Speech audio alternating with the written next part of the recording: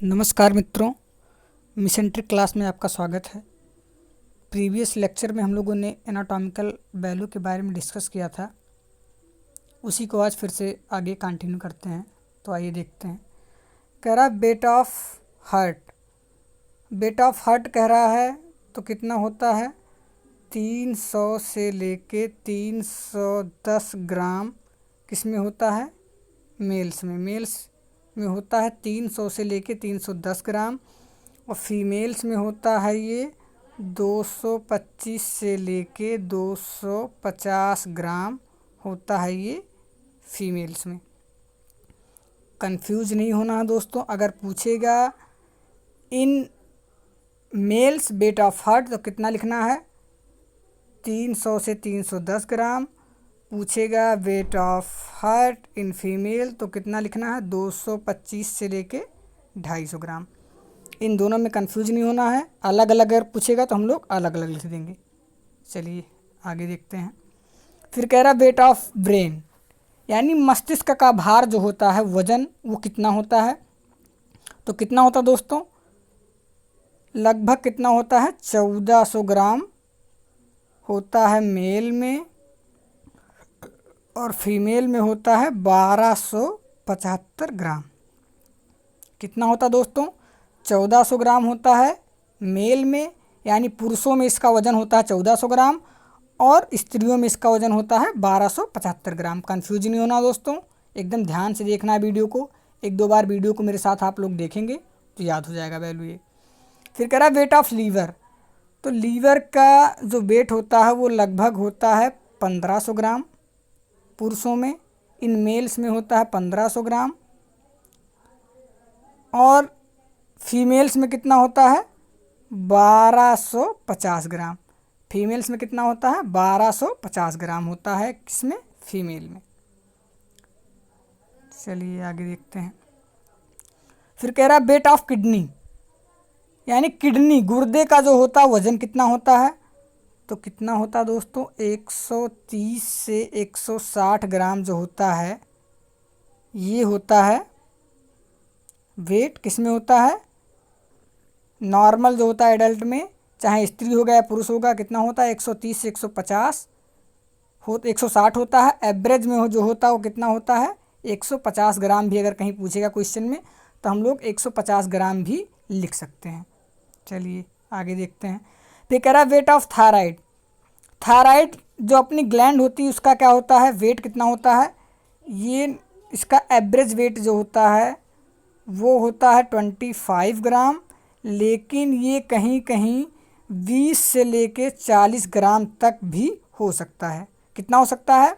इसका average weight जो होता है 25 ग्राम होता है और ये हो से कितना सकता है 20 से लेके 40 ग्राम तक हो सकता है। चलिए आगे देखते हैं क्या कह रहा है कि weight of pituitary gland, pituitary gland का कह रहा है कि वेट कितना होता है। तो पिट्यूटरी ग्लैंड का होता है वेट 0.5 से लेके 0.6 ग्राम होता है ये अपना पिट्यूटरी ग्लैंड का वेट। चलिए आगे देखते हैं क्या कह रहा है वेट ऑफ यूट्रस, यानी गर्भाशय का जो वज़न होता है कितना होता है 50 से लेके 80 ग्राम। कितना होता है 50 to 80 ग्राम्स होता है ये गर्भाशय अपना यूटेरस का वेट होता है। अब कह रहा है कि वेट ऑफ एड्रिनल्स, एड्रिनल्स अपनी जो होती है ग्लैंड होती है, इसका भी वेट पूछ रहा है तो कितना होता है ये, इसका वेट होता है 5 to 6 ग्राम। कितना होता है दोस्तों 5 to 6 ग्राम अपना होता है वेट होता है किसका? एड्रिनल का। चलिए आगे देखते हैं। कह रहा है वेट ऑफ टेस्टिस, टेस्टिस यानी वृषण, टेस्टिस का जो वेट होता है कितना होता है 20 से लेके 25 ग्राम तक होता है अपना टेस्टिस, यानी वृषण का जो होता है भार वो 20 से लेके 25 ग्राम तक होता है। चलिए एक दो बार देखेंगे मेरे साथ आप वीडियो को तो याद हो जाएगा, ज़्यादा हार्ड नहीं है। फिर कह रहा है कि वेट ऑफ प्रोस्टेट, तो प्रोस्टेट का पूछ रहा है वेट तो कितना होता है 15 से लेके 20 ग्राम होता है और ये बढ़ के कितना हो सकता है 40 ग्राम। यानी ये उम्र के साथ साथ अपना जो होता है प्रोस्टेट ग्लैंड ये बढ़ता रहता है। उम्र के साथ बढ़ के 50 साल की उम्र तक ये कितना हो जाता है, 40 ग्राम तक हो सकता है, हो जाता है। कितना हो जाता है, ये नॉर्मली होता है कितना, नॉर्मली होता है 15 से 20 ग्राम। लेकिन उम्र के साथ साथ ही जो प्रोस्टेट ग्लैंड होती है अपनी बढ़ती रहती है। 50 साल की उम्र तक इसका वेट कितना हो जाता है, 40 ग्राम। कितना होता है दोस्तों, 40 ग्राम। कंफ्यूज नहीं होना है, इसको ध्यान से देखेंगे वीडियो को तो एक दो बार देखेंगे याद हो जाएगा। चलिए आगे देखते हैं। फिर कह रहा है weight of spinal cord. Spinal cord का जो वेट होता है कितना होता है, ये होता है अपना 30 ग्राम, यानी 30 ग्राम होता है जो स्पाइनल कॉर्ड का अपना वेट होता है। अब कह रहा है कि वेट ऑफ स्प्लीन यानी प्लीहा, स्प्लीन का जो वेट होता है वो कितना होता है, अबाउट लगभग कितना होता है, 150 ग्राम होता है। कितना होता है दोस्तों, 150 ग्राम होता है स्प्लीन का वेट। ये सब वैल्यू जितनी है आपको याद करनी पड़ेंगी और एक दो बार मेरे साथ आप लोग इस वीडियो को देखेंगे, एक दो बार, 1 से 2 बार में वैल्यू याद हो जाएंगी।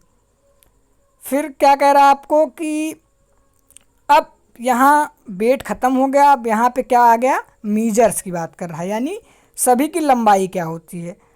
तो कह रहा है कि किडनी मीजर्स, यानी जो किडनी का मापन होता है या इसकी जो इसका होता है मापन, यानी इसकी लंबाई कितनी होती है, लंबाई चौड़ाई और मोटाई कितनी होती है। तो किडनी की बात कर रहा है तो 11 सेंटीमीटर इसकी क्या होती है, लंबाई होती है। 6 सेंटीमीटर इसकी क्या होती है, चौड़ाई होती है।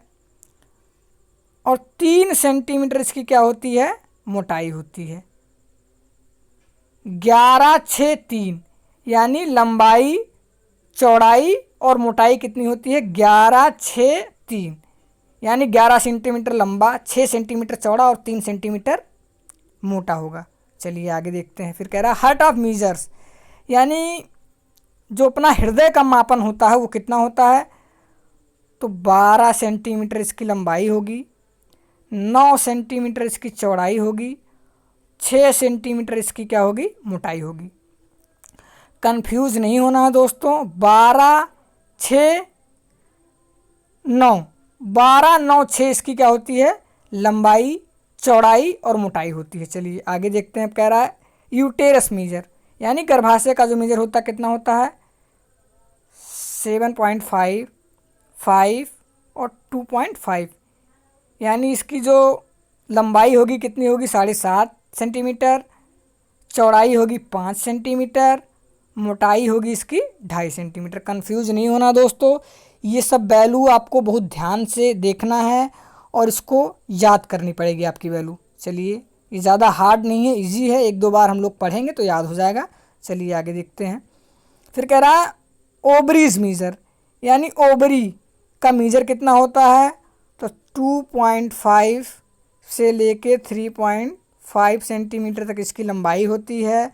1.5 से लेके 2.0 सेंटीमीटर इसकी क्या होती है, चौड़ाई होती है। और 1 सेंटीमीटर इसकी क्या होती है, मोटाई होती है। चलिए फिर कह रहा है कि टेस्टिस मीज़र, यानी वृषण का जो मीज़र होता है 4.5 सेंटीमीटर, 2.5 सेंटीमीटर और 3 सेंटीमीटर। चलिए दोस्तों आगे देखते हैं। फिर क्या कह रहा है कि थायराइड मीजर्स,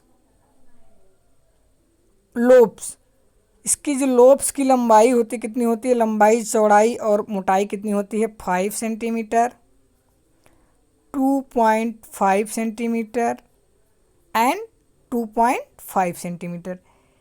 ये वैल्यूज़ आपको याद करनी पड़ेंगी, एनाटॉमिकल वैल्यू, क्योंकि हर कंपटीशन एग्ज़ाम की दृष्टि से ये बहुत ही इम्पॉर्टेंट है और लगभग हर कम्पिटिटिव एग्ज़ाम में पूछा जाता है, चाहे बैंक, एसएससी, रेलवे, यूपीएससी या किसी भी कंपटीशन एग्ज़ाम में नर्सिंग के ये क्वेश्चन ज़रूर पूछा जाता है, तो आपको ये वैल्यू याद करनी पड़ेंगी। चलिए आगे देखते हैं। फिर क्या कहा, इस्थमस, इस्थमस की क्या होती है, 3.7 सेंटीमीटर और 1.2 सेंटीमीटर, यानी इसकी लंबाई 3.7 सेंटीमीटर और चौड़ाई जो होगी 1.2 सेंटीमीटर होगी। चलिए आगे देखते हैं। कह रहा है स्प्लीन मीजर्स, तो ये कितनी होती है 12.5 सेंटीमीटर, 7.5 सेंटीमीटर, 2.5 सेंटीमीटर, यानी लंबाई स्प्लीन की क्या होगी 12.5 सेंटीमीटर, चौड़ाई इसकी होगी 7.5 सेंटीमीटर और मोटाई होगी इसकी 2.5 सेंटीमीटर। चलिए आगे देखते हैं। फिर कह रहा है कैपेसिटी ऑफ स्टोमक, कैपेसिटी की बात कर रहा है आप, तो 1.5 टू 2.0 लीटर्स किसमें होता है एडल्ट, यानी वयस्क में इसकी जो क्षमता होती है वो कितनी होती है 1.5 से 2 लीटर होती है। और इन न्यूबॉर्न यानी नवजात में इसका होता है 30 से लेके 50 ml तक का जो कैपेसिटी होता है स्टोमक का अपना नवजात में होता है न्यूबॉर्न में, और एक वयस्क यानी एडल्ट में होता है 1.5 से 2 लीटर इसकी क्षमता होती है किसकी अपने पेट की। चलिए आगे देखते हैं। फिर कह रहा है कि कैपेसिटी ऑफ यूरेनरी ब्लैडर, यानी अपने यूरेनरी ब्लैडर का जो क्षमता होता है कितना होता है 250 से लेके 500 ml तक अपने जो मूत्राशय होता है यानी यूरेनरी ब्लैडर होता है, इसका जो क्षमता होता है स्टोर करने की इसकी जो कैपेसिटी होती है वो 250 ml से 500 ml, यानी 250 ml से लेके 500 ml तक की इसकी जो होती है कैपेसिटी होती है। चलिए फिर कह रहा है कि most extensive distribution of cranial nerve कौन होता है, कौन सा होता है दोस्तों, कौन सा होता है वैगस, कौन सा नर्व का होता है ये वैगस। चलिए फिर आगे क्या कह रहा है कि लार्जेस्ट क्रैनियल नर्व, तो लार्जेस्ट क्रैनियल नर्व की बात करेगा तो ये होती है वैगस। ये जो अपनी 10 नंबर की क्रैनियल नर्व होती है ये कौन सी होती है अपनी वैगस। और ये सबसे लार्जेस्ट नर्व की बात करेगा तो क्या लिखेंगे वैगस। और ये कौन से नंबर की नर्व्स होती है ये भी पूछता है कि क्रैनियल नर्व्स या वैगस नर्व कौन से नंबर की क्रैनियल नर्व है, तो कौन से होती है दोस्तों 10 नंबर की क्रैनियल नर्व। चलिए अब कह रहा है स्मॉलेस्ट क्रैनियल नर्व, तो ट्रोक्लेयर जो होती है ये अपनी 4th क्रैनियल नर्व होती है और ये स्मॉलेस्ट क्रैनियल नर्व होती है। अगर लार्जेस्ट क्रैनियल नर्व की बात करेगा तो क्या लिखेंगे हम लोग वैगस, तो क्या लिखेंगे वैगस नर्व। और अगर स्मॉलेस्ट की बात करेगा तो क्या लिखेंगे ट्रोक्लेयर, ये अपनी 4th नंबर की नर्व होती है। चलिए अब कहला largest organ of the body, ये हम लोगों ने प्रीवियस लेक्चर में भी मैंने बताया है कि कौन सा होता है लार्जेस्ट ऑर्गन। पूछेगा ऑफ द बॉडी तो कौन सा लिखेंगे हम लोग स्किन लिखेंगे, कौन सा स्किन लिखेंगे। चलिए फिर क्या कह रहा है कि लार्जेस्ट सिस्मॉइड बोन कौन सी होती है, कौन सी होती दोस्तों पटेला बोन जो होती है अपनी ये होती है अपनी सिस्मॉइड बोन पटेला होती है। चलिए आगे देखते हैं। फिर कह रहा है कि मोस्ट मूवेबल माने सबसे ज़्यादा गति वाली कौन सी अस्थि होती है, तो कौन सी होती है मैंडिबल होती है। अपने जबड़े की जो हड्डी होती है सबसे ज़्यादा इसमें क्या होती है गति होती है, कौन सी जबड़े की जो अपनी अस्थि होती है इसमें सबसे ज़्यादा क्या होता है दोस्तों गति होती है। चलिए कंफ्यूज नहीं होना है। फिर कह रहा है कि first bone of ossify in the body, तो कौन सा होगा दोस्तों क्लैविकल यानी अपने कंधे की जो बोन होती है इस first bone of ossify in the body होती है, ये कौन सी होती है क्लैविकल बोन। चलिए फिर कह रहा है कि फर्स्ट सर्वाइकल